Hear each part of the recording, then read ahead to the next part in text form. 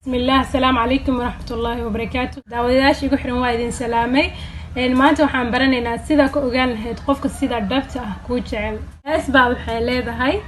كالكعيل كواقني عاشقك قروي قرحي ونقبله وانا شيك قاليها خيمين تاني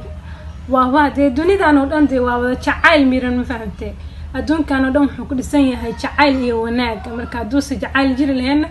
dunida ma jiri lahayn aan u sii gudagala barnaamijka qodobka koowaad horta qofka ku jecel aamusnaantaada ayuu fahmayaa adduunka waxaa jiro dad boqolaal eray adigoo ku hadlaayo aanan ku fahmaynin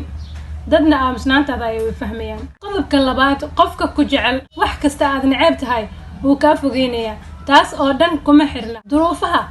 iyo qofka inuu mashquulsan yahay waxay ku xiran tahay muhiimada aad qofka u leedahay iyo booska aad adigu taagan tahay qodobka saddexaad haddii uu qofka ku sheego markuu hadalkaaga maqlo ama uu ku arko in wadnihiisa aad u garaacayo sababtana una garanaynin iska ogow qofkaas si xad dhaaf ah ayuu ku jecel yahay fiiro gaar ah u yeelo qodobka afraad qofka ku jecel haddaad isku dhacdaan haddii aad ka qaldan tahay xataa iskama baxo oo danihiisa ma raacdo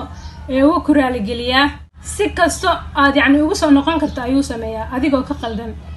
qodobka shanaad qofka ku jecel kama dharga sheekadaada waqtina kuma xisaabiyo mana dareemo caajis intuu kula hadlaayo ama uu kula joogo waa kuma ahsantahay daawashada barnaamijkan please haddaad nagu cusub tahay subscribe noo saar videoga like garay share garay ra'yi haddaad qabtid comment ku soo qor waa mahadsantihiin salaamu calaykum waraxmatullaahi wabarakaatu